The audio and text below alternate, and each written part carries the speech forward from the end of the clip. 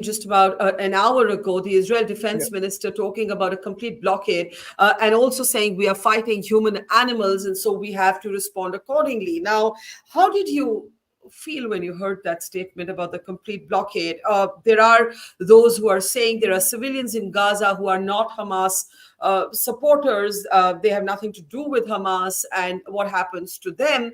And I understand in Israel, no one wants to hear that question right now, given what's happened to civilians in Israel. But indeed, have the rules of war then changed permanently after what's happened? You're asking the most difficult question that I can think of at the moment, personally for myself. What we witnessed on Saturday and continues is an unspeakable war crime. Unspeakable. Yes. Infants being taken captive. It reminded people of the Holocaust, where Jews would hide at pleading for help. That happened again on Saturday. But I don't believe that you can relate or react to a war crime by another war crime. What our defense minister declared was the intention of mass collective punishment of innocent people. It's not that there are people in Gaza who are not Hamas. There are hundreds of thousands and millions of people who are innocent. But I'm going to make things hard for myself. Staying strictly within the narrow definition of international law is going to leave us very exposed. If Israel does not have the ability to deter Hamas, we will soon see violence on our northern border. And the dilemma that we are facing is, how can we respond with proportionality, strong enough to deter others, but not so strong as to create war crimes? I'm not sure that's possible, but that's what we should be trying to do.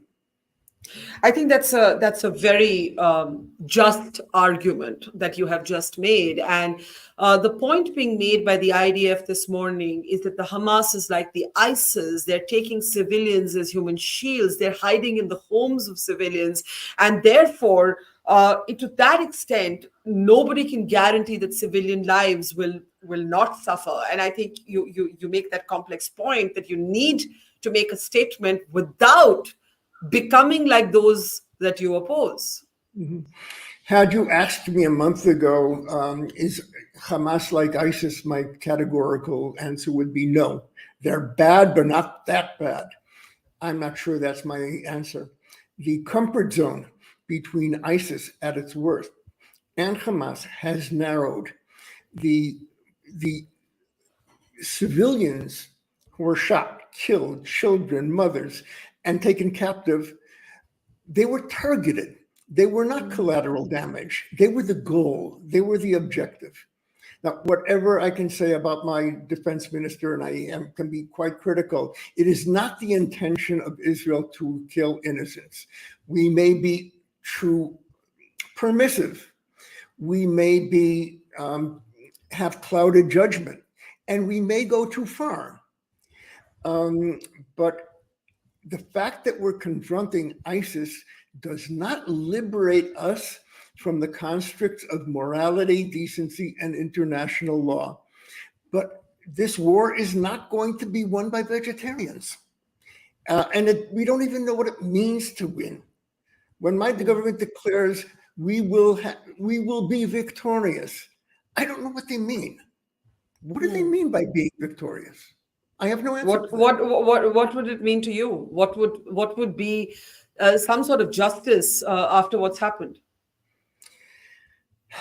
I'm fantasizing, but I would like to say that at 6 p.m. after the war, you would have two shocked peoples, an Israeli people and a Palestinian people, and an international community that is no longer apathetic, but engaged and convinced you can't walk away, and to begin and renew a credible political process which hasn't existed for almost a decade. And hopelessness is the great destabilizer. This can only end in one way. The only victory is ending occupation of Palestine in a way that's compatible with the security and national interests of Israel. That's the only way. We cannot take our eyes off of that objective. It's impossible now. Reconstruction can begin and must begin the day after the war.